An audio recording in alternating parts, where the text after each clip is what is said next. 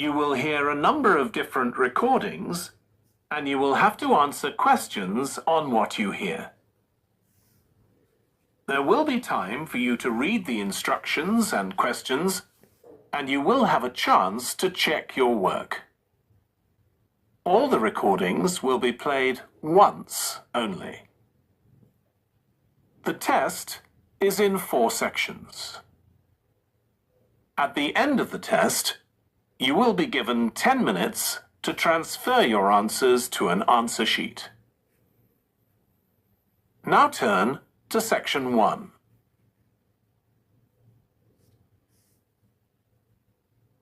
Section 1. You will hear a man telephoning a friend to find out about their local public library.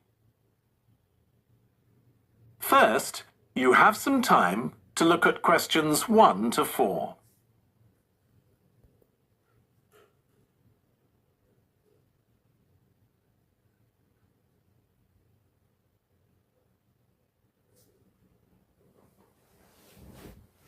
You will see that there is an example that has been done for you.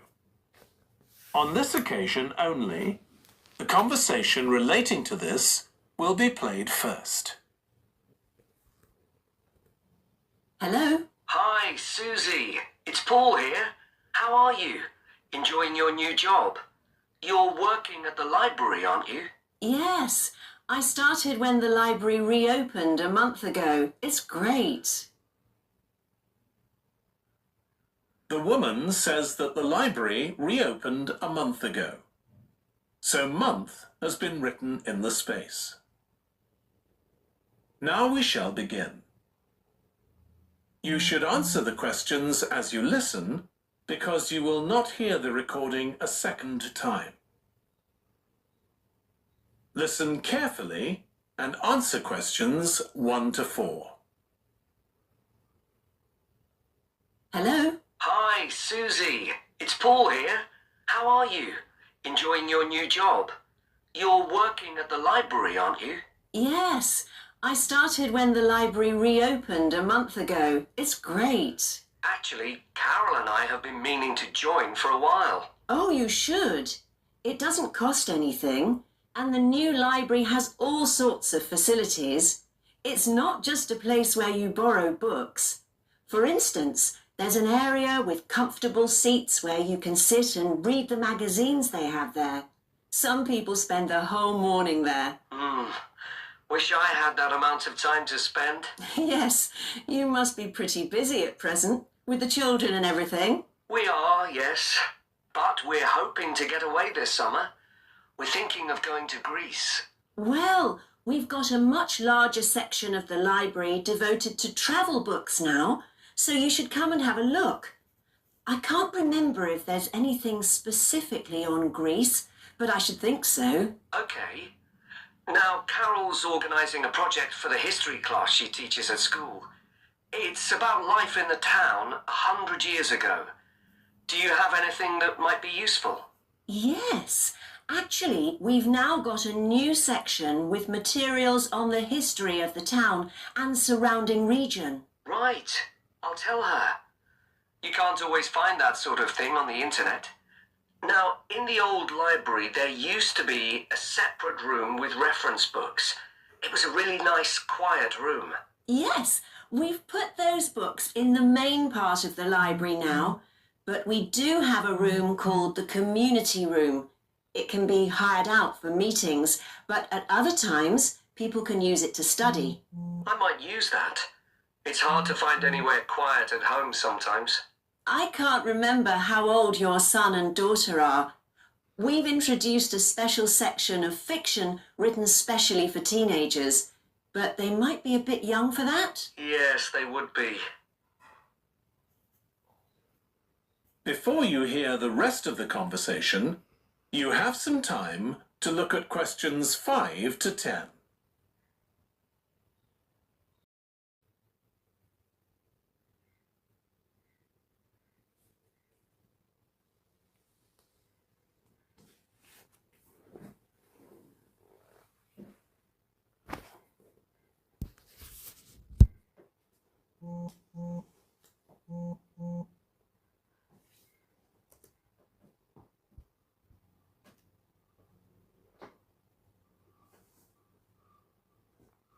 Now listen and answer questions 5 to 10. Well, we do have lots of activities for younger children. Yes? For example, we have a science club.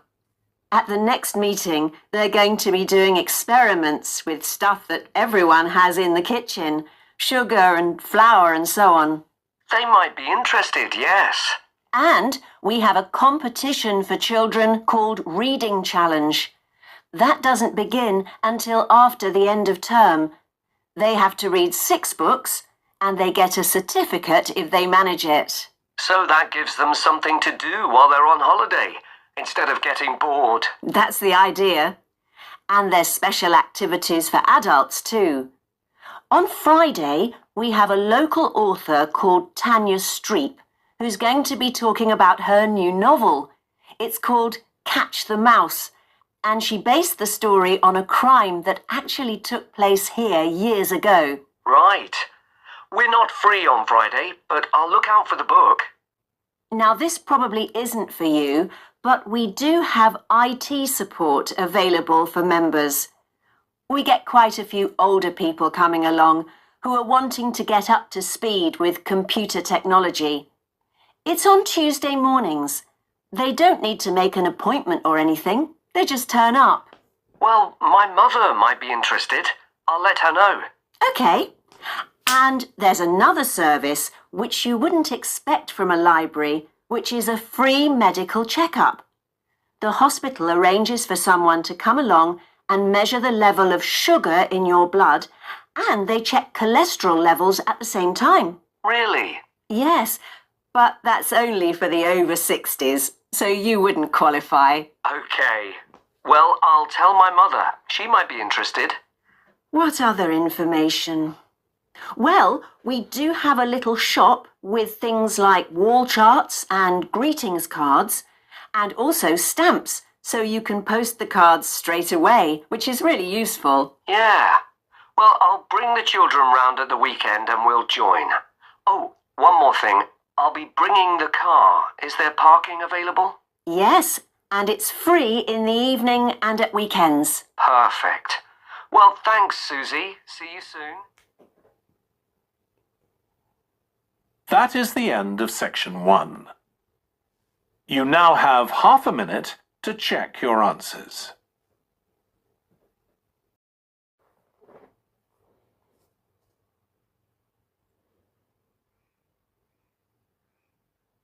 Now turn to section 2.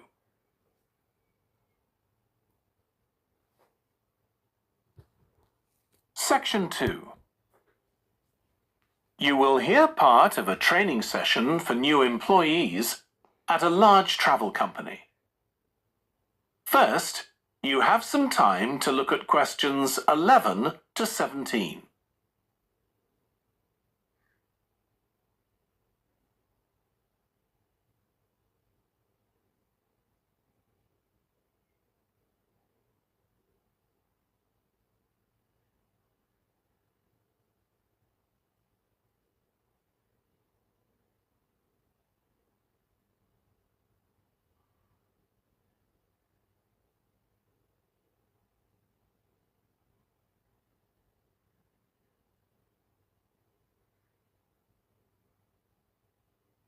Now listen carefully and answer questions 11 to 17. In this session in your training day, we're going to look at some of the more specialized holidays we offer at BC Travel. Now, the travel business is very competitive, and it's important to be aware of how the market's changing and developing. In terms of age groups, the over 65s are an important market, and one that's increasing steadily year on year. The fewest holidays are taken by the 31 to 42-year-olds, and that figure shows no sign of rising. The biggest market at present is still the youngest group, the 16 to 30s, but this group's also seen the biggest drop over the last few years, whereas there's a noticeable growth in the number of holidays taken by the 55 to 64-year-olds. As far as the 43 to 54-year-olds are concerned, bookings there are steady, but I have to say we haven't seen the increase we expected. One trend we're noticing with nearly all age groups is the growing popularity of holidays in which clients do some kind of specialized activity. I'm not talking here about adventure holidays where clients take part in high-risk activities like white water rafting just for the thrill of it. Activity holidays usually involve rather less high-risk sports or things like art and music. They're not necessarily cheaper than ordinary holidays, often the opposite in fact, but they do often take place outside the main tourist centers, which gives an opportunity for clients to find out more about the local people and customs. And many say this is one of the most positive features of these holidays. Of course, they offer the chance to develop a new skill or talent, but clients often say that more than this, it's the chance to create lasting relationships with other like-minded people. That's the main draw. Let me give you some examples of BC travel activity holidays. Our painting holidays take place in 4 different centers in France and Italy, and they're very popular with clients of all abilities from beginners onwards. We've got an excellent team of artists to lead the classes. Some of them have been with us from the start, and 5 additional ones will be joining us this year so that we can offer a greater number of classes in each center. As far as cooking holidays are concerned, I know a lot of agents offer holidays where clients cook recipes related to one particular country, usually the one they're staying in, but we focus on dishes from a great many different ones. Apart from that, you'll find the usual emphasis on good quality organic ingredients. That's more or less a given nowadays, and there are generally some meat-free recipes included.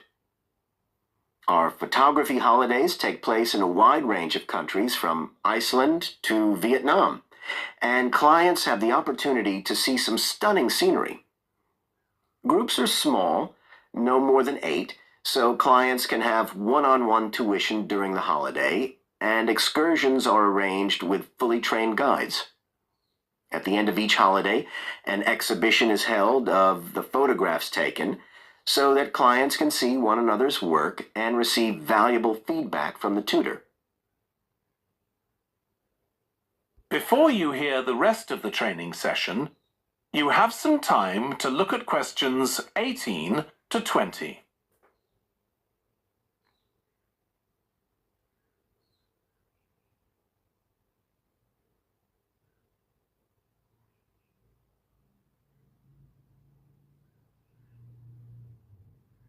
Now listen and answer questions 18 to 20. Finally, let me tell you about our fitness holidays. In Ireland and Italy, we run one-week general fitness classes for all ages and levels of fitness. Clients start the course with a consultation with a trainer, and together they draw up an individual program. As well as improving general fitness, clients find that they end up losing much of the stress they've built up in their daily lives. In Greece, we have a 2-week holiday for clients who want to do something about their weight. This has all the features you'd expect, like a personalized diet program, but one of its most popular features is that the exercise classes are all held on the beach. People say it's far preferable to being in a gym. Finally, we offer several holidays in Morocco. One very popular one is the mountain biking holiday. Bikes are provided, and there are different routes according to people's ability. We offer one which is tailored to the needs of families, which is particularly popular. Okay, so that's about all the time I have today, so thank you very much. That is the end of section 2. You now have half a minute to check your answers.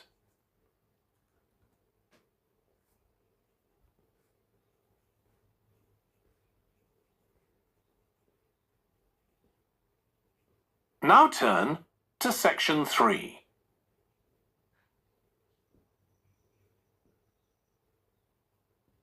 Section 3.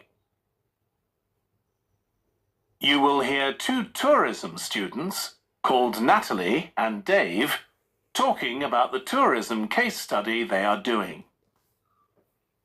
First, you have some time to look at questions 21 to 26.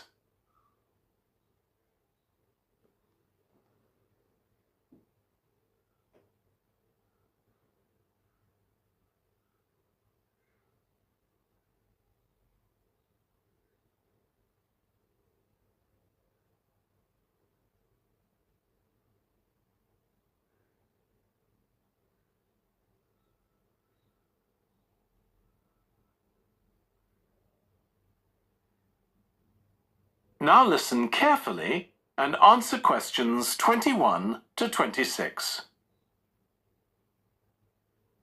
Dave, I'm worried about our case study. I've done a bit of reading, but I'm not sure what's involved in actually writing a case study. I missed the lecture where Dr. Baker talked us through it. Okay, well, it's quite straightforward. We've got our focus. That's tourism at the Horton Castle site. And you said you'd done some reading about it? Yes, I found some articles and made notes of the main points. Did you remember to keep a record of where you got the information from? Sure, I know what a pain it is when you forget that. Okay, so we can compare what we've read. Then we have to decide on a particular problem or need at our site. And then think about who we're going to interview to get more information. Okay, so who'd that be? The people who work there? And presumably some of the tourists too? Yes, both those groups. So we'll have to go to the site to do that, I suppose.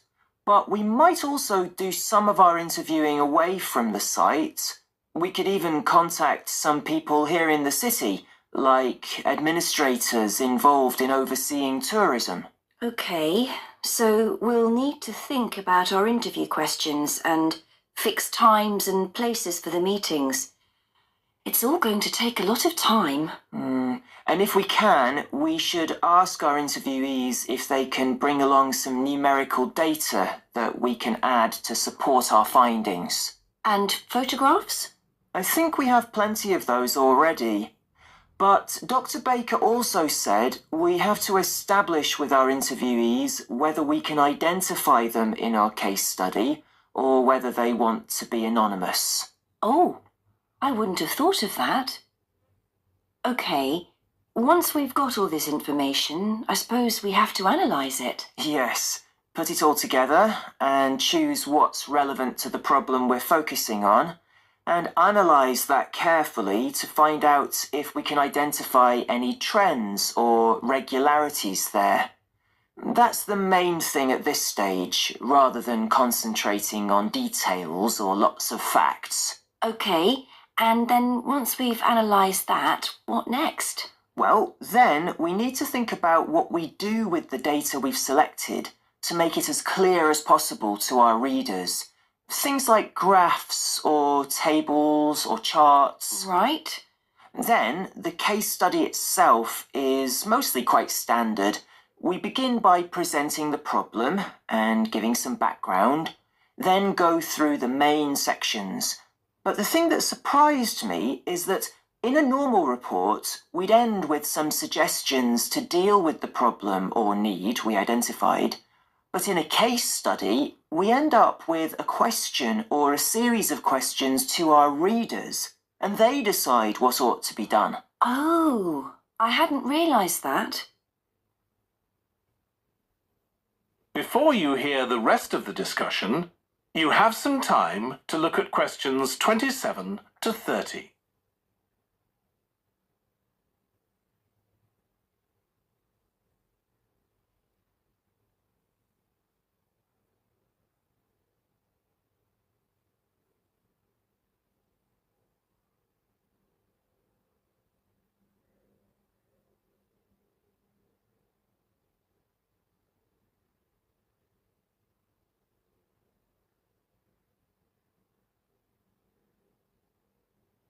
Now listen and answer questions 27 to 30.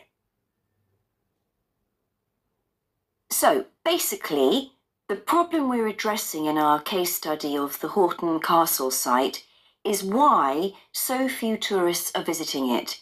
And we'll find out more from our interviews, but I did find one report on the internet that suggested that one reason might be because, as far as transport goes, access is difficult. I read that too, but that report was actually written 10 years ago when the road there was really bad, but that's been improved now.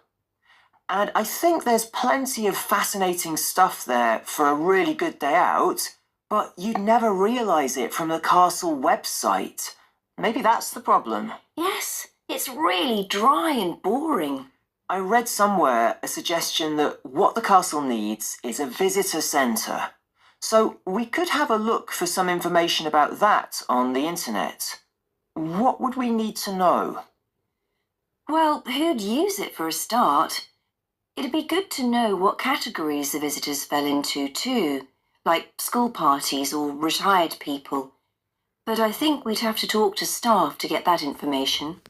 Okay, and as we're thinking of suggesting a visitor centre, we'd also have to look at potential problems. I mean, obviously it wouldn't be cheap to set up. No, but it could be a really good investment. And as it's on a historical site, it'd need to get special planning permission, I expect. That might be hard. Right, especially as the only possible place for it would be at the entrance, and that's right in front of the castle. But it could be a good thing for the town of Horton. At present, it's a bit of a ghost town.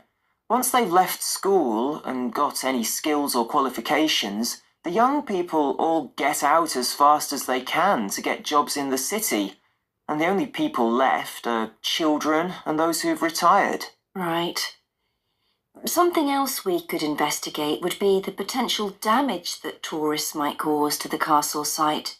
I mean, their environmental impact. At present, the tourists can just wander around wherever they want. But if numbers increase, there might have to be some restrictions, like sticking to marked ways. And there'd need to be guides and wardens around to make sure these are enforced. Yes, we could look at that too. Okay, well, we've certainly managed. That is the end of section 3. You now have half a minute to check your answers.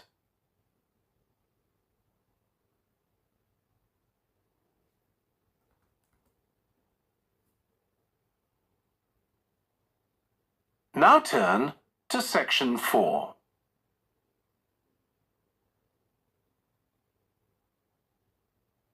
Section 4.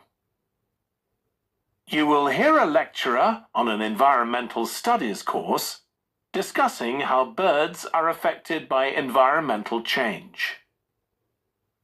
First, you have some time to look at questions 31 to 40.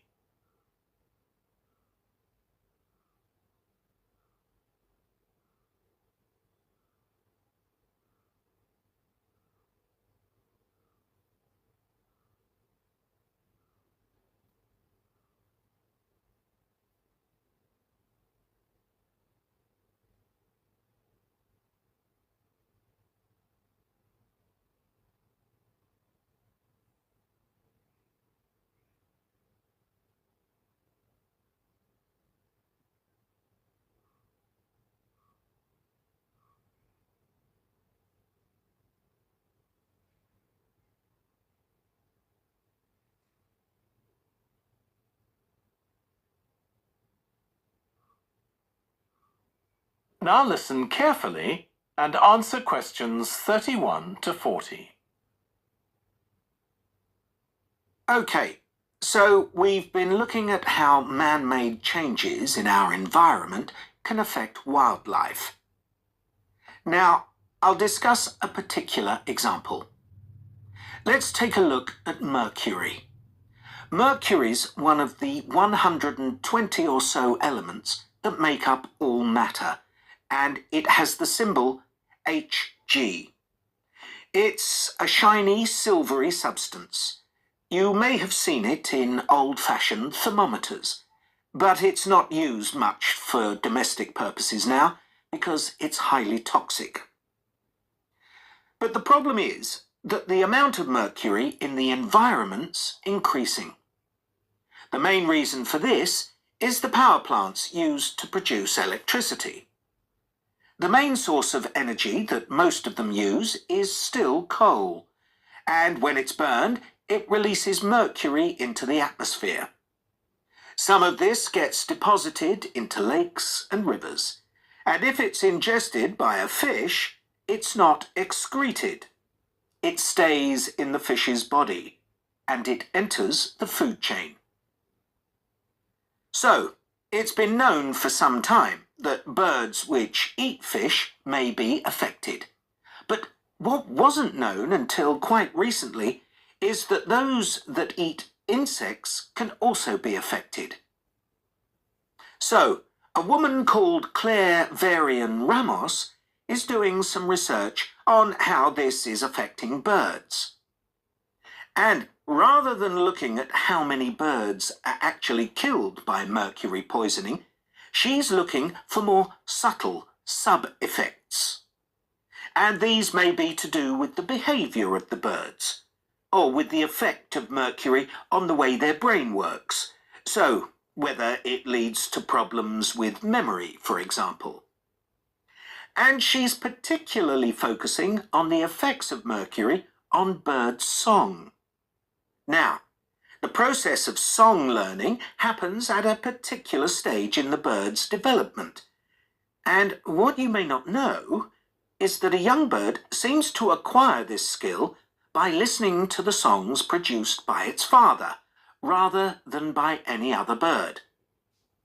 And Varian Ramos has already found in her research that if young male birds are exposed to mercury, if they eat food contaminated with mercury, then the songs they produce aren't as complex as those produced by other birds.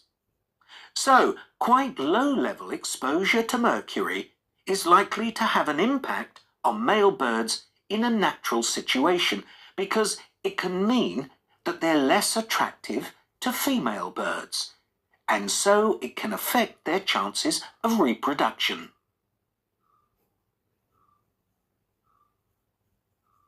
Now, the way she's carrying out this research is worth thinking about. She's using a mixture of studies, using birds kept in laboratories and studies carried out outdoors in the wild. The lab-based studies have the advantage that you don't get all the variables you would in a natural setting. So the experimenter has a much higher level of control, and that means they can be more confident about their results in some ways. And of course, they don't have to worry about going out and finding the birds in order to observe them. So, what are the implications here for humans? Well, because many birds are migratory, they may be transporting mercury far from contaminated sites.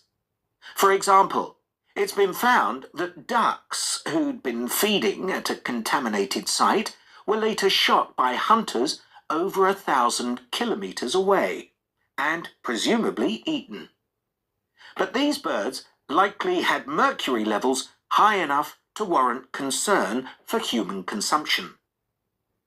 In addition, going back to song learning by birds, we saw that this may be affected by mercury contamination.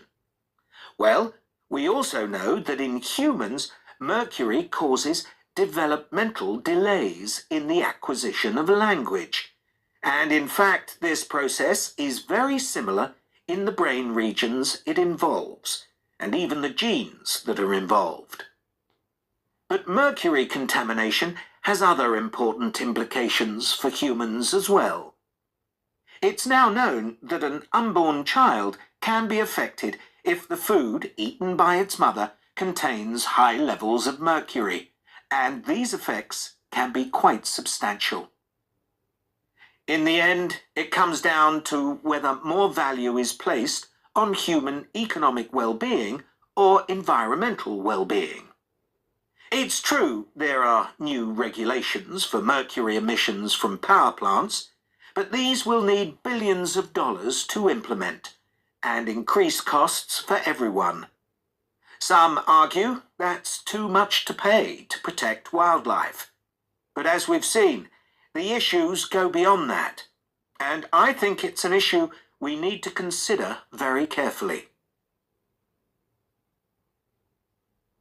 That is the end of section 4. You now have half a minute to check your answers.